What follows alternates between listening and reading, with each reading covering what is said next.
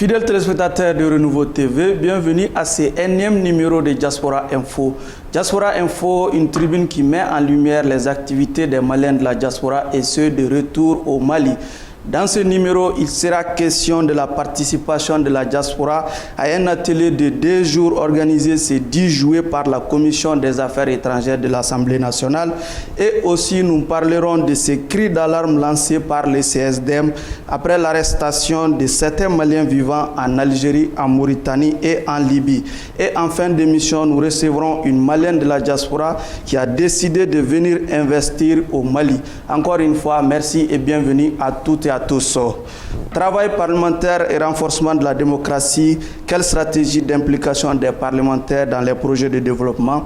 Tel était le thème d'un atelier de 2 jours organisé par la Commission des Affaires étrangères, des Maliens de l'extérieur et de l'intégration africaine de l'Assemblée nationale. Durant les 2 jours de travaux, plusieurs communications ont été faites, parmi lesquelles les organisations fêtières des Maliens de l'extérieur. Suivons ce reportage. Pour une meilleure compréhension des problèmes liés à l'immigration, les élus de la nation ont jugé utile d'initier le présent atelier. Occasion donc pour les membres de la Commission des Affaires étrangères, des Maliens de l'extérieur et de l'intégration africaine d'échanger avec les représentants de la diaspora. Aux députés d'abord de se former. Et vous savez, il y a un leader qui disait un peuple mal informé est un peuple dangereux pour soi-même. Donc nous disons qu'un député mal informé est un virus grave pour la nation. Donc on veut qu'il s'informe davantage, qu'il s'imprègne des problèmes que nous avons. Et il est important également qu'un député comprenne comment défendre la cause de ses compatriotes. Et ça ne peut être que par des formations. Ils sont de toutes les sensibilités. Vous avez des grands intellectuels, vous avez des personnes qui parlent parfaitement bien Bambara, mais qui sont plus intelligents qui sont intellectuels. Et nous avons compris que leur formation leur permettra de comprendre au mieux le problème de la diaspora. Et ils ont un mécanisme au sein de l'Assemblée pour interpeller et comprendre et même proposer des lois. Cet atelier a été également une tribune pour le président du CSDM de réclamer une meilleure prise en compte des aspirations de la diaspora dans le cadre d'une loi organique. Et qui est aussi important que nous avons partagé avec eux, c'est une loi organique qui permettra aux diasporas maliennes de venir investir. Nous n'avons pas une loi. Diaspora investissement n'est pas dans le code d'investissement.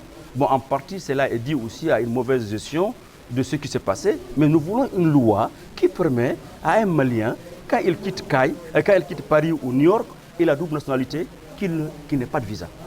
On ne peut pas nous dire qu'on apporte 15% de PIB et en même temps, on nous demande de payer des visas pour venir à Bamako. Et pourquoi? Si on arrête aujourd'hui d'emmener de l'argent à nos familles, on ne serait même pas là à Azalaï. Donc il faut que cette loi-là soit rapidement votée parce qu'on demande le retour de l'ascenseur. C'est la diaspora qui a demandé la prorogation de ces députés de l'Assemblée. La première fois, on la demande la deuxième fois. Donc on aimerait au moins en retour qu'on nous vote cette loi, qui est malien désormais, qui a une double nationalité. Quand il rentre chez lui, il n'a pas à payer le visa. Il faut noter que la diaspora contribue au PIB du Mali à hauteur de 15%. Nous étions avec les CSDM, restons-y pour dire que suite à l'arrestation de plusieurs Maliens vivant en Algérie, Libye et en Mauritanie courant ce mois de juillet, le Conseil supérieur de la diaspora malienne a animé un point de presse. Objectif, lancer un appel aux autorités et surtout inviter le ministre Amadou Koïta d'annuler son voyage prévu pour les États-Unis pour s'occuper de la situation. Suivons ce reportage. Face à la situation de chasse à l'homme en cours en Algérie, Mauritanie et en Libye contre certains Maliens, les responsables du Conseil supérieur de la diaspora malienne ont décidé de monter au créneau pour dénoncer le silence du ministre des Maliens de l'extérieur. Que quelque chose arrive aux Maliens dans nos pays voisins, comme l'Algérie, comme la Libye, comme la Mauritanie, et qu'on ne voit pas le gouvernement dire quelque chose. Ça, je dirais simplement que le gouvernement, à travers notre ministre, n'a pas été proactif. Et nous ne comprenons pas qu'on peut prendre nos compatriotes dans leur lieu de travail, les arrêter et les expulser sans informer même notre ambassadeur qui est là-bas. Moi, j'appelle l'ambassade n'est pas au courant. Et ça, c'est quelque chose, tant qu'ils n'arrêtent pas de se comporter comme ça, nous, en tout cas, on ne va pas arrêter d'attirer l'attention du gouvernement. C'est ce que nous pouvons faire. Et je vais vous rassurer d'une chose, CSDM n'abandonnera pas.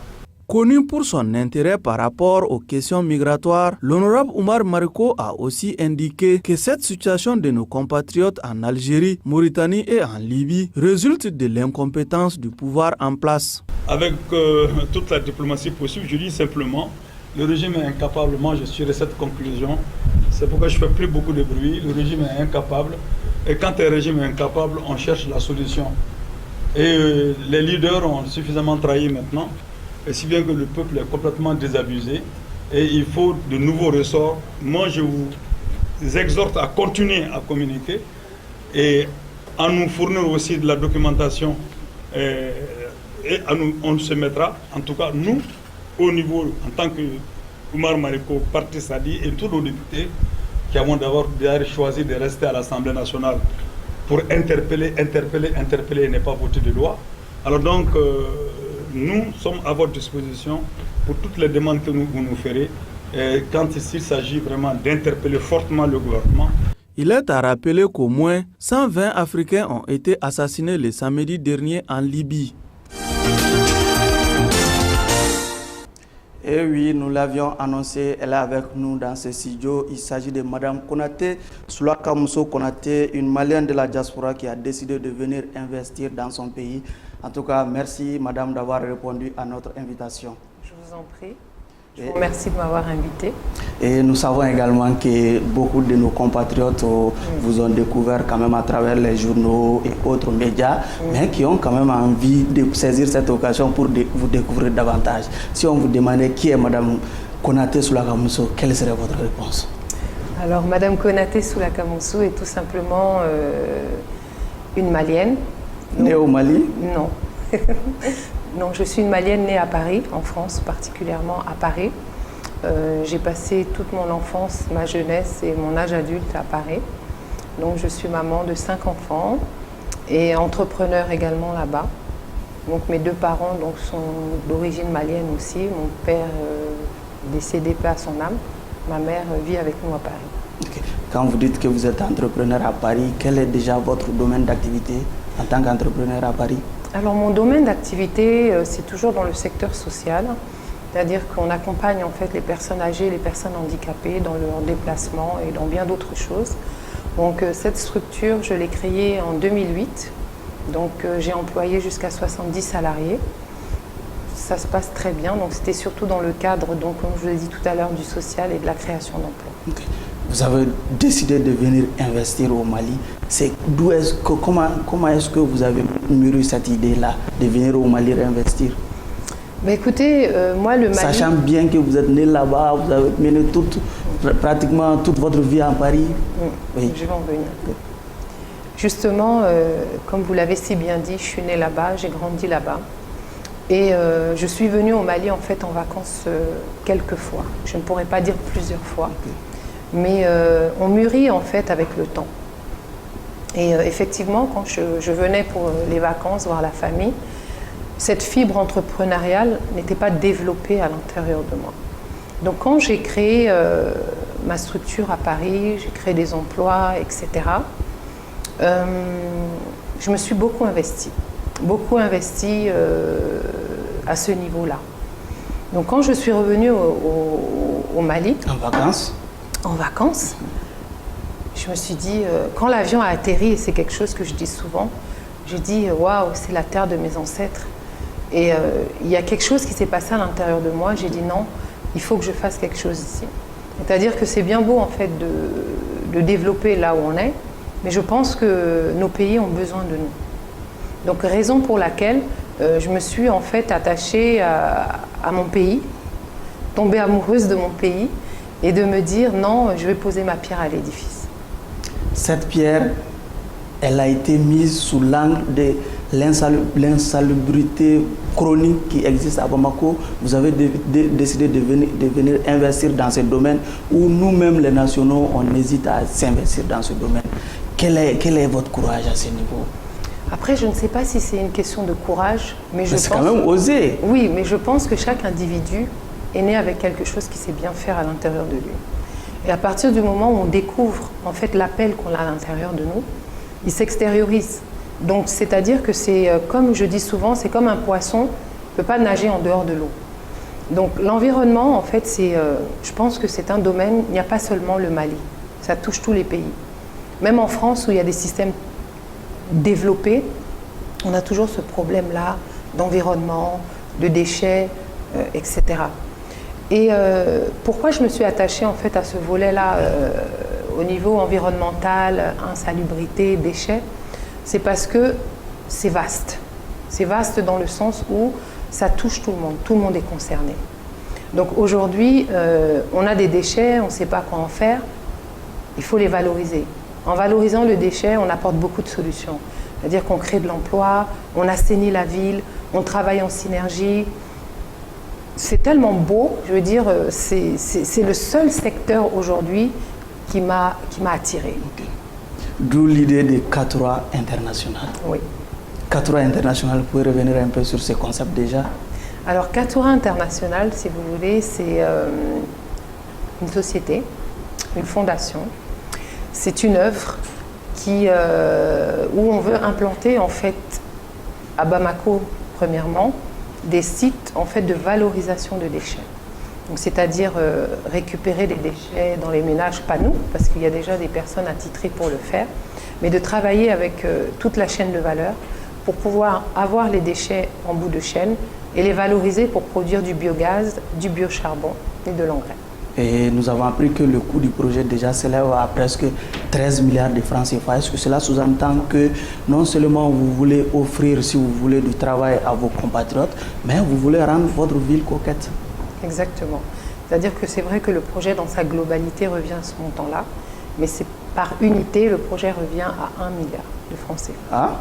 Par unité, le projet revient à 1 milliard de francs CFA. Mais d'où vient le chiffre de 13 milliards? Parce qu'en fait, 1 milliard à peu près, le chiffre vient du fait qu'on veut mettre 12 unités.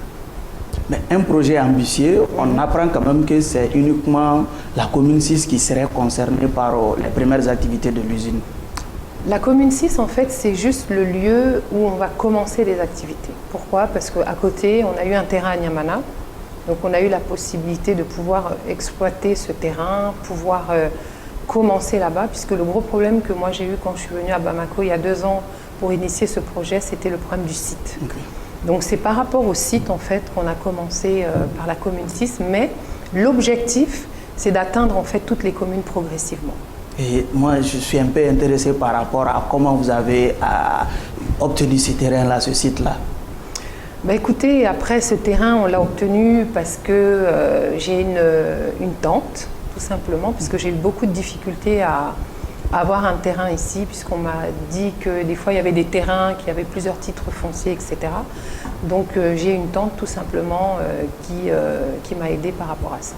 Et pour revenir à K3 International, comment vous comptez vous y prendre par rapport à ce projet-là? Vous devez le faire avec d'autres, je ne dirais pas nationaux, mais résidents? Ce projet concerne tout. Mais avec d'autres entreprises qui sont déjà dans le domaine, qui ont une certaine expertise? C'est ça.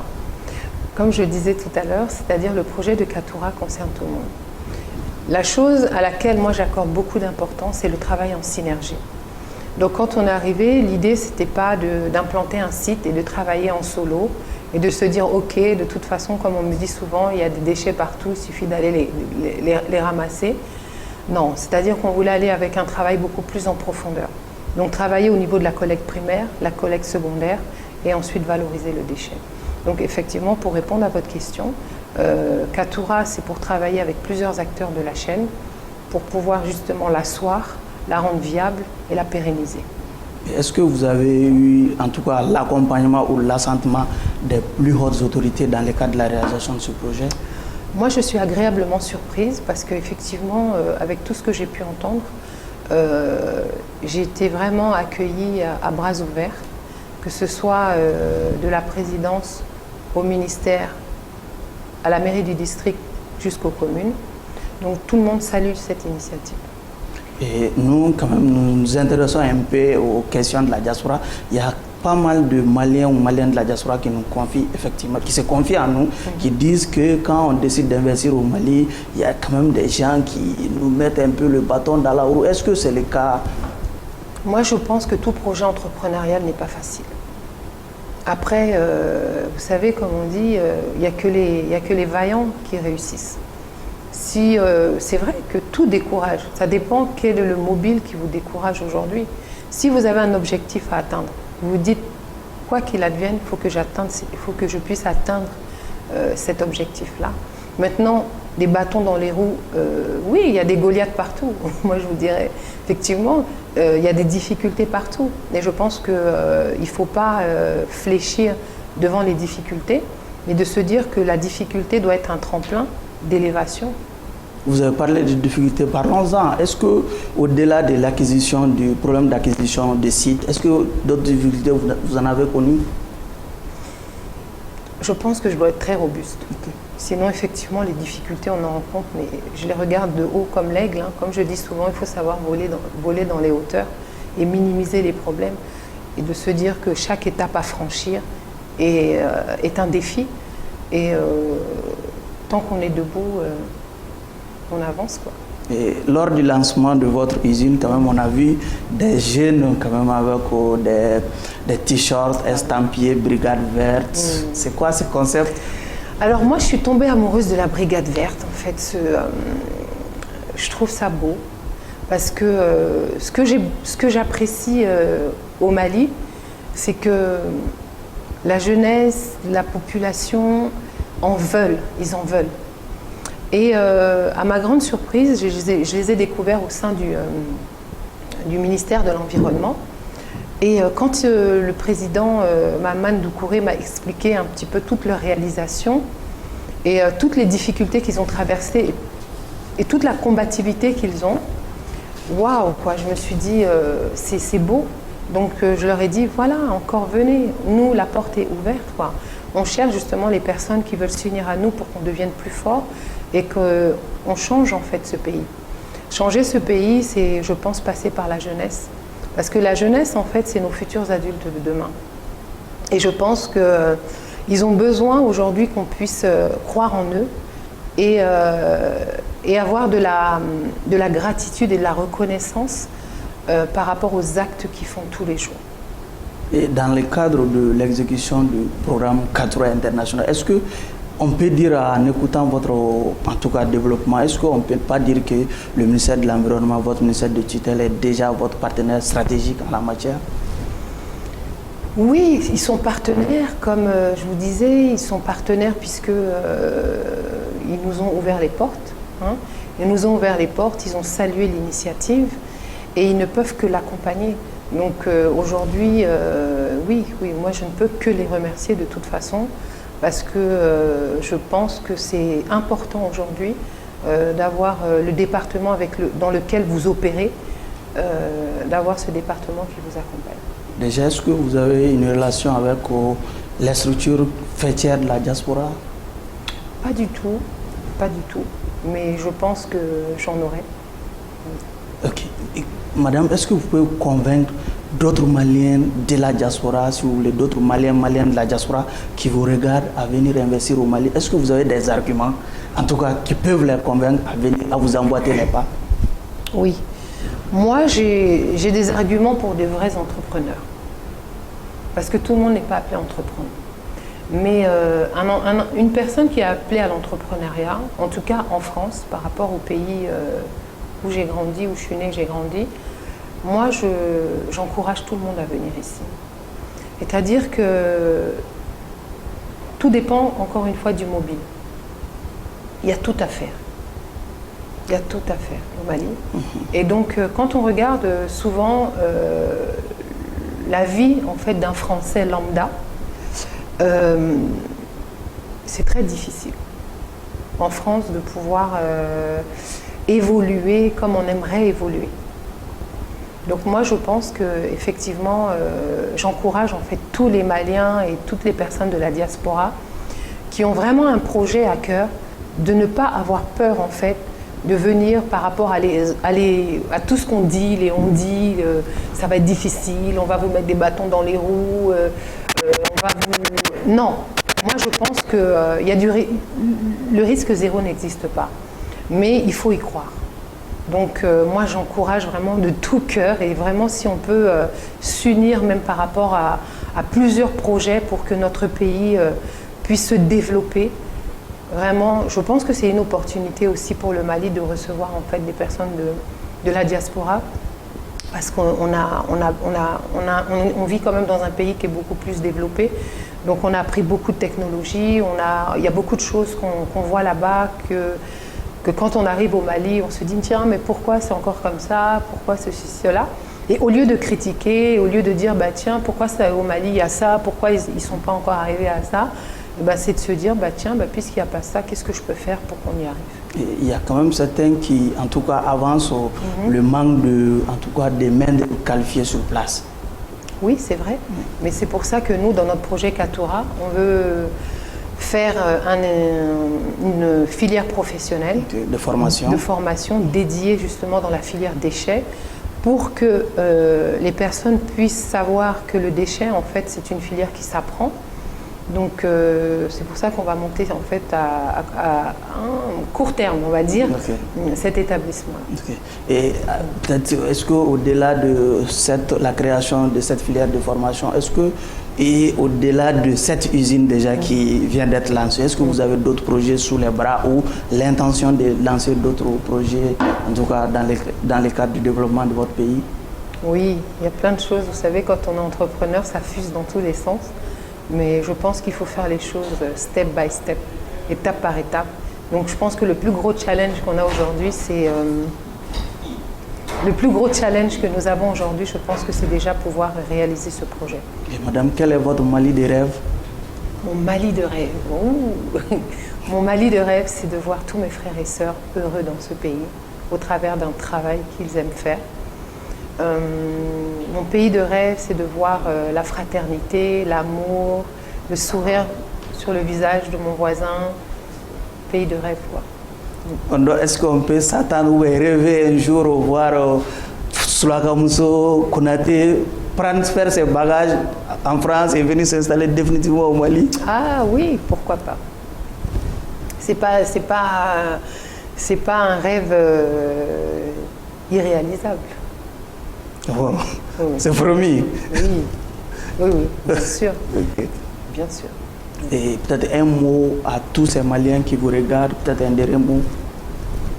Alors un mot pour tous les Maliens et Maliennes qui me regardent, c'est pour vous dire que Katoura International est une équipe solidaire qui est venue au Mali pour tous et pour toutes. Donc notre porte est grandement ouverte. Il n'y a pas de personnes supérieures ou de personnes inférieures, mais bien au contraire. Je le souligne encore,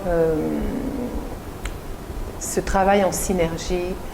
Et que vous dirais-je de plus que je vous aime, j'aime mon pays et je souhaite vraiment le meilleur pour nous tous. Merci bien.